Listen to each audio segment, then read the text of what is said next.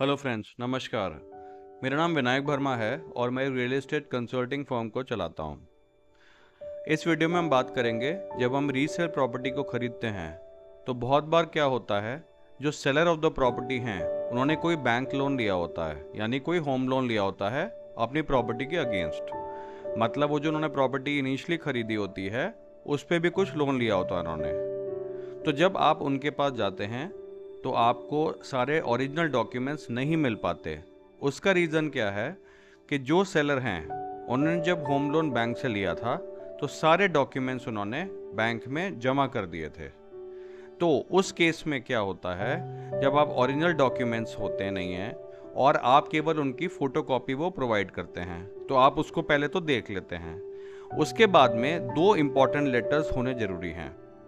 पहला लेटर है mortgage letter from the bank. जो मॉर्टगेज लेटर क्या होता है, ये बैंक इशू करता है जो कोई भी होम लोन लेता है कि उन्होंने जो भी डॉक्यूमेंट्स ओरिजिनल सबमिट किए हैं उसकी पूरी लिस्ट होती है। वो जो लिस्ट होती है उसका एक लेटर बैंक इशू करती है प्रॉपर, जो जिसने होम लोन लिया है। तो पहला तो आप मॉर्टगेज लेटर को देख लें, और दूसरा होता है bank loan statement. Bank loan statement बताता है कि कितना लोन था, कैसे कैसे उसकी पेमेंट हो रही है, कितना बचा हुआ है। तो ये दो इम्पॉर्टेंट डॉक्यूमेंट्स हैं जिससे आप जान सकते हैं कि वो जो प्रॉपर्टी आप खरीद रहे हैं उस पर कोई बैंक होम लोन है या नहीं है, और अगर है तो क्या क्या डॉक्यूमेंट्स वहाँ पे जमा हैं।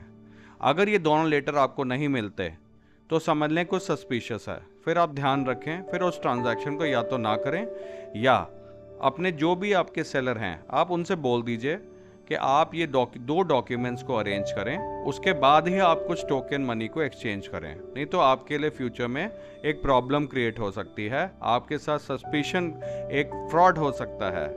तो आई होप ये पॉइंट आप समझेंगे और इसको ज़रूर फॉलो करेंगे जब कभी आप प्रॉपर्टी खरीद रहे हों और उस प्रॉपर्टी पे ओरिजिनल जो भी सेलर है उसने कोई लोन लिया हो, होम लोन लिया हो बैंक के थ्रू।